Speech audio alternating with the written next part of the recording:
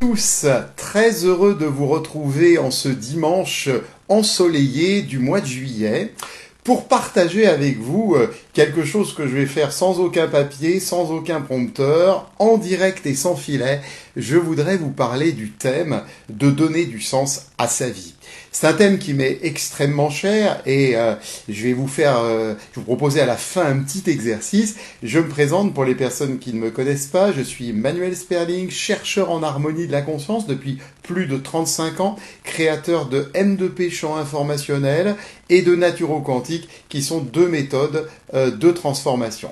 Alors justement, donner du sens à sa vie, je voudrais commencer par vous donner quelques anecdotes.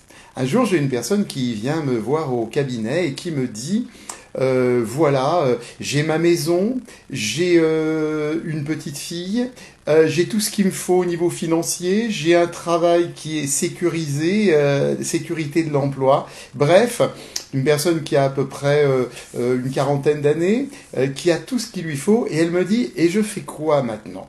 Voilà. Donc, je voudrais vous faire réfléchir sur ça. Est-ce que tout ça, c'est un but ou c'est un moyen ? Une autre fois, dans cette même vie, lorsque j'étais intervieweur, j'ai eu l'occasion d'interviewer une personne qui faisait de la sculpture sur béton armé. Et c'est une personne qui avait eu un accident et qui avait donc toute une partie du visage déformé. Et cette personne m'a interpellé. Déjà, elle sculptait sur un matériau qui est vraiment adapté au temps moderne, mais surtout, elle me dit, vous savez, les gens ont perdu le sens du sacré. Et c'est ça que je voudrais partager avec vous, c'est cette histoire du sens du sacré. Encore quelque chose d'important, une anecdote.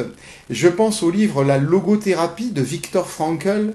Viktor Frankl, c'était un psychiatre autrichien qui a été interné dans les camps de concentration. Et Viktor Frankl avait une particularité, c'est qu'il a fait des recherches. Il se demandait qui pouvait survivre dans les camps de concentration. On pouvait penser que des gens qui avaient beaucoup de muscles, qui avaient un corps qui était équipé pouvaient survivre plus facilement. Et dans ses recherches, il a découvert que toutes les personnes qui survivaient étaient des personnes, en fait, qui avaient quelque chose qui aurait voulu témoigner à la suite de ça, de ce qu'elles avaient vécu, ou bien des personnes qui se disaient, quand ça sera fini, je voudrais retrouver un proche. Donc c'est des personnes qui donnaient du sens à leur vie. Vous voyez bien que c'est une clé fondamentale.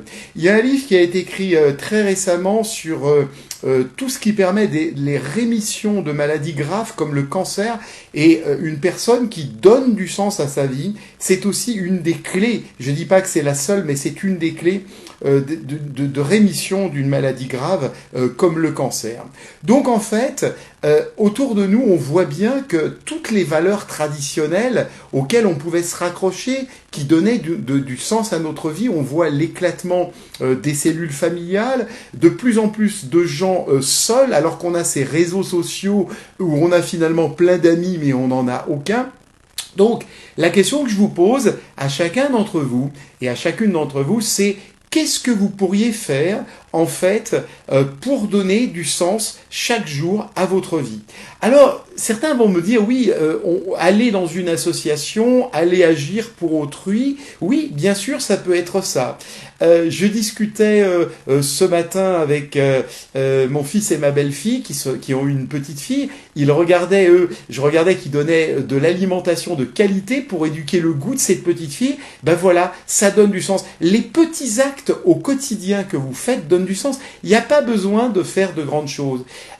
J'avais un grand-père qui, jusqu'à la fin de sa vie, a appris des tas de choses. Il apprenait des langues qu'il récitait dans un magnétophone, qui était d'ailleurs le même à l'époque qu'Henri Salvador. Ce magnétophone ne lui servait principalement qu'à ça. Donc en fait, qu'est-ce que vous pourriez faire ? Même apprendre des choses. Et alors, on apprend des choses nouvelles, pas forcément pour les mettre en valeur. J'avais une amie qui me disait, mais je comprends pas pourquoi tu apprends ça, etc. Ça va te servir à quoi ? En gros, comment je vais le monétiser ? Mais il faut pas se poser la question comme ça, c'est qu'est-ce que vous pourriez faire pour grandir, pour vous développer, pour dépasser des tas de choses de vous-même. Et pour chacun d'entre nous, la réponse, elle est différente. Car par exemple, quelqu'un qui passe son permis de conduire, c'est pour la plupart d'entre nous, c'est une simple formalité. On va peut-être le passer 2-3 fois, mais il y a des gens pour qui conduire sa vie, donc c'est pour ça que le permis de conduire pour certaines personnes est difficile à avoir. Et ben, c'est la première chose qui va donner du sens à leur vie parce qu'elles vont conduire leur vie. Donc, ça peut être de donner de l'amour à quelqu'un autour de vous. Ça peut être aussi de vous respecter dans votre alimentation, dans votre façon de fonctionner, de vous donner du temps pour vous, de prendre un espace de vie. Si vous vivez en couple, hein, comme disait Jacques Salomé, dans un couple il y a toi, moi et la relation. Est-ce que vous prenez assez de temps pour vous? Donc réfléchissez. Je voudrais que vous profitiez de ce dimanche, hein, l'exercice que je vous donne. Réfléchissez à vos valeurs. Quelles sont vos valeurs principales? Qu'est-ce qui vous fait vous lever chaque matin?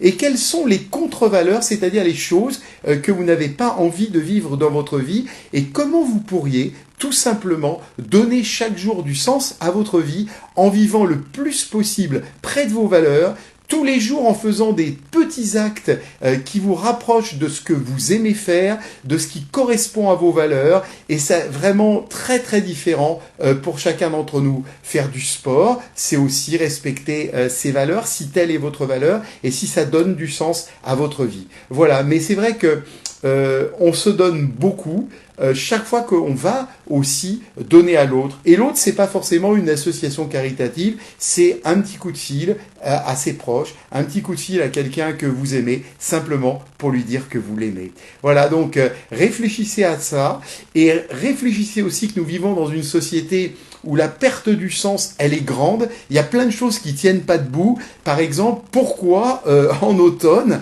est-ce qu'on voit des gens passer avec des aspirateurs souffleurs alors que les feuilles, on aurait plutôt besoin de les aspirer?